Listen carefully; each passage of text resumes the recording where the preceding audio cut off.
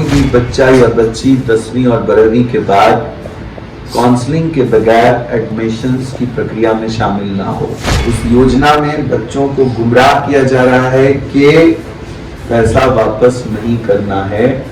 ये एक स्कॉलरशिप योजना है। हमारा जो एज है उस एज में पहली बार बहुत कुछ सीखने को मिला और इनके काउंसलिंग से पूरी चीज़ क्लियर हो रही कि आज हिंदुस्तान में क्या चल रहा है। 10वीं 12वीं के सभी बच्चे जो कंफ्यूज हैं उनके लिए रोज माइंड ट्रस्ट ने एक बेहतरीन प्लेटफॉर्म क्रिएट किया है काउंसलिंग का।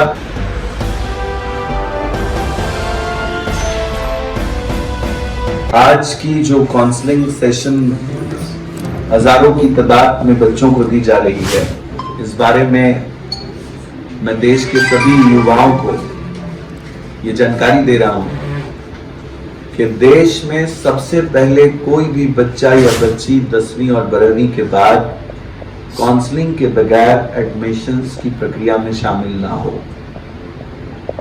देश में एक गोरख व्यापार बन गया है नामांकन की प्रक्रिया।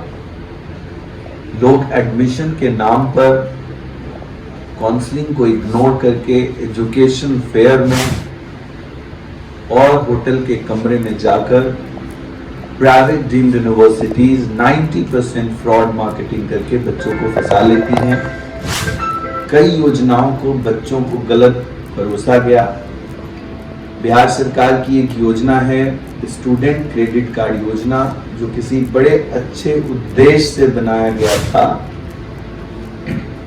उस योजना में बच्चों को गुमराह किया जा रहा है कि पैसा वापस नहीं करना है। ये एक स्कॉलरशिप योजना है और ये आपको माफ कर दिया जाएगा। मैं पूरी जिम्मेदारी से ये बात बच्चों को बता रहा हूं कि पैसा बॉय को 4% चक्रवृद्धि ब्याज कंपाउंड इंटरेस्ट के साथ वापस करना पड़ेगा और लड़की को 1% कंपाउंड इंटरेस्ट के साथ वापस करना पड़ेगा। लेने वाला देने की नीयत से ले, वरना वो किसी गोरख व्यापार का हिस्सा बन जाएगा। पूरे देश में नामांकन की प्रक्रिया को बाजारीकरण करके महंगा बनाया जा रहा है।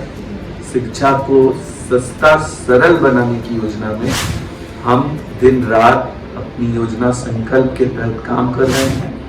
किसी भी छात्र को बिना झिझक हेल्पलाइन नंबर 8010786787 पे संपर्क करना चाहिए। बच्चों को काउंसलिंग की प्रक्रिया में आना चाहिए।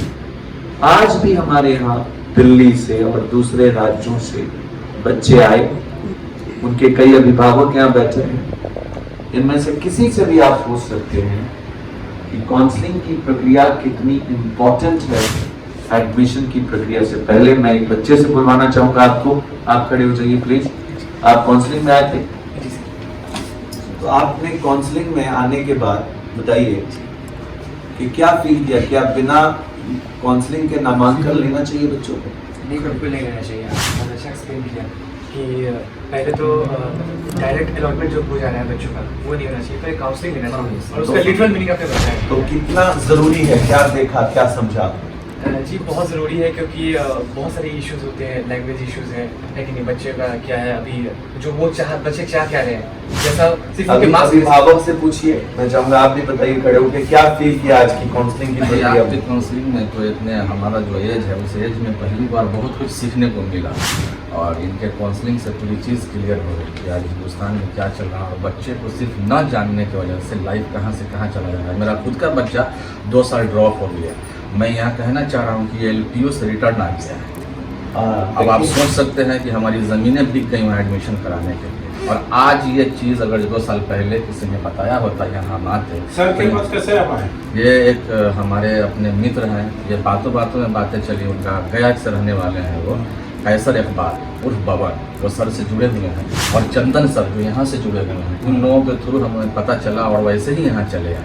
यहाँ आने के बाद एकदम माइंड भी क्लियर हो गया, ताकत भी आया एक गार्जियन होने के नाते। बहुत सबसे पहले मैं मीडिया के माध्यम से भारत के सभी युवाओं को बताना चाहता हूँ कि देखिए, आपके जिंदगी का सबसे बड़ा फैसला जब आप करते हैं, 2000 का कपड़ा खरीदते हैं तो सारी मेहनत और सारा दिमाग लगाते हैं कि हमको ब्लू खरीदना और रेड खरीदना। लेकिन जब जिंदगी का सबसे बड़ा फैसला आप कर रहे होते हैं तो आप सोचते हैं कि मनोज का बेटा जो कर रहा है वही हम भी करें। इसलिए काउंसलिंग की प्रक्रिया को अलॉटमेंट की प्रक्रिया से विपरीत देखते हुए हर देश के बच्चे को काउंसलिंग की प्रक्रिया में शामिल होना चाहिए।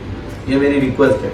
10वीं 12वीं के सभी बच्चे जो कंफ्यूज हैं उनके लिए रोज माइंड ट्रस्ट ने एक बेहतरीन प्लेटफॉर्म क्रिएट किया है काउंसलिंग का, जिसमें देश के करियर कई एक्सपर्ट, जैसे आर्मी की जानकारी के लिए हमने lieutenant brigadier general Ajay Kumar Sharma ji की एक्सपर्टीज का इस्तेमाल किया है। मैं खुद एक नेशनल करियर काउंसलर हूँ, पूरे देश में काउंसलिंग कर रहा हूँ। नियाज अहमद साहब को मैंने जो कॉर्पोरेट रिलेशनशिप है उसके लिए काउंसलिंग में उनको मैंने एक्सपर्ट राय के लिए सिलेक्ट किया है। तो देश के सभी विभागों के लिए डिफरेंट एक्सपर्टीज की एक राय, एक सेंटर बनाया गया है। मैं मीडिया से कहूँगा कि आप जाइए ऊपर की ऑडिटोरियम्स में जाकर देखिए कि किस तरह की काउंसलिंग सेंटर बिहार ने क्रिएट की और देश में कई राज्यों से बच्चे काउंसलिंग में शामिल हो रहे हैं। मैं बिहार के बच्चे जो जिन्होंने +2 पास कर लिया CBSE बोर्ड से, बिहार बोर्ड से, उनको मुबारकबाद देना चाहता हूं और अपील करता हूं कि वो भी हमारी काउंसलिंग व्यवस्था में आए। Thank you.